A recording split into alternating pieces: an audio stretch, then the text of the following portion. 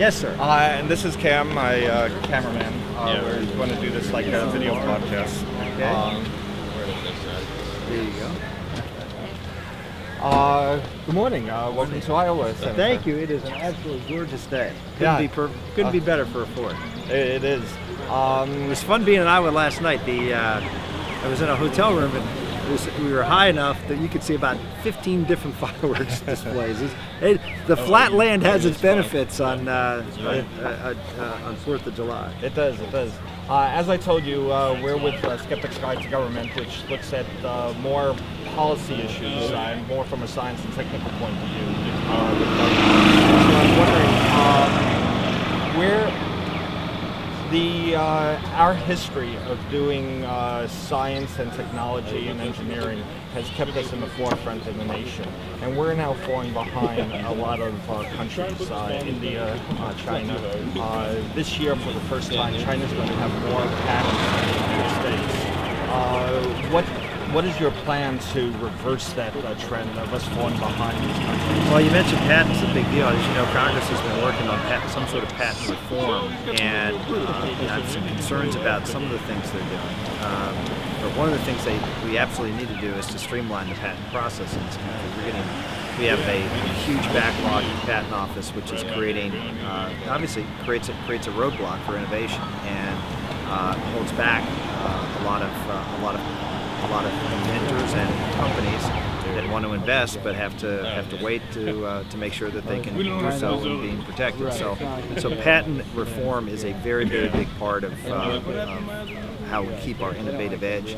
Secondly, one of the things that I've talked about on the campaign trail is to encourage people who, for example, come here on student visas and get the education that technical educations that we were talking about, to encourage them to come and to stay. I saw some numbers just the other day where I think there was a survey of graduates who were saying that they were going back to India and China because they have a better chance of being successful and entrepreneurs there than they do here. That's a very discouraging thing to hear. That means that our regulatory system and our tax system is such that we are stifling those who believe that they can innovate and create here in this country, and so we have to look at keeping people here and creating an opportunity. Maybe it's a path to citizenship, maybe it's other things from folks who have student visas, maybe it's a situation where companies can sponsor students to come here.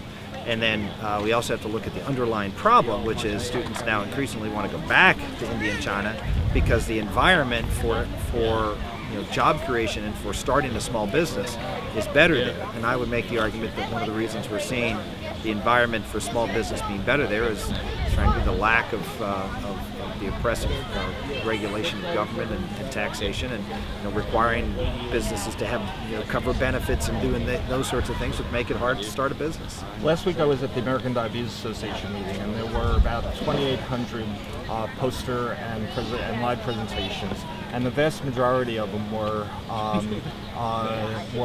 non-native born Americans. They were non-native born. They might have been Americans or people just coming here to do PhD programs and to do postdocs. Yeah, I think I saw the same report that like half of the jobs created through innovation in California created by people who are not, native-born Americans. So I mean, it's obviously an economic driver. But doesn't that speak to the question that we're not stimulating our high school and college students to go into these fields? And how would you reverse that? Well, I mean, that's always been a great question, and that is, how do we get kids more interested in math and science? And certainly there have been lots of efforts out there. Let's just be honest. We have a lot of young people who these are challenging technical areas, and you have the expectation of getting A's and B's to succeed, and if you take a lot of these tougher technical areas, you don't get A's and B's. Should government take an active hand in it? Well, I think we have actually. There are all sorts of scholarships and incentives and loan forgiveness and things like this for kids. There's both the private sector and the public sector have tried to incentivize the children to take up math and science. but it's a cultural problem that we deal with. It's a cultural problem of taking rigorous courses and with the expectation that, well, I can take the basic courses and do fine and go to college and get a good job. Well, increasingly we're finding, particularly in this economy, that's not true. So hopefully maybe some of the reality of a difficult economy will begin to sensitize folks that if we're going to be competitive and stay ahead, we're going to have to be the best and the brightest. And right now, we're not educating the best and the brightest to be competitive with the rest of the world. This summer, we're having a lot of environmental disasters. The flooding in the Midwest, which is right here. Our state alone, and the fires by Los Alamos, what's your feeling about, some people feel that this may be the global warming issue. What's your feeling about global warming in general, whether it's anthropogenic and also what we should do about it? Even if it's not anthropogenic, wouldn't it be cheaper to do something about it? Well, I mean, if you look at the climate history of the world, we go through warming periods and cooling periods. I mean, there's one thing that we know, that the world cools, the world warms, and it cools again and warms again. And there are, as you know, hundreds of factors involved in warming and cooling. And the idea that we picked out one particular factor, which is a trace gas that has a small part of that trace gas is man's contribution to it, and we make the conclusion that is the reason that we have all of these problems, I just don't think scientifically holds water. And so the question is, is there something man can do, or are these things that are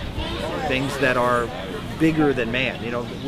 We tend to think that we are the masters of the universe, and we find out that we are a very small part of that universe and a very small part of the world. And so the idea that man can sort of control these things, I think leads to policies that can be injurious to societies, and particularly in this case, with some of the global warming talk, can be very injurious to the economy and the society of our country.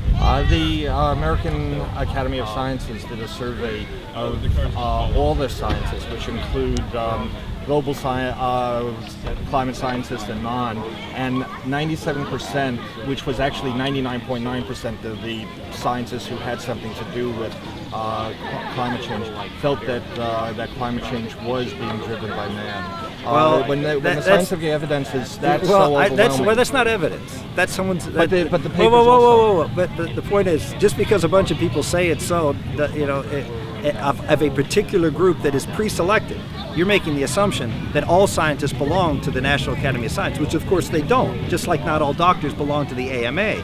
What you find is that the doctors that belong to the AMA are pre-selected and disposed to the positions that the AMA supports, as is the National Academy of Science. Those scientists tend to be pre-selected and join organizations that share their values. So the idea is, gee, surprise, this organization which has this position has people that agree with that position. It's not evidence of anything. Okay, fair enough. Okay, so let's just look at the fact that I think you can agree that hundreds of variables go into climate change.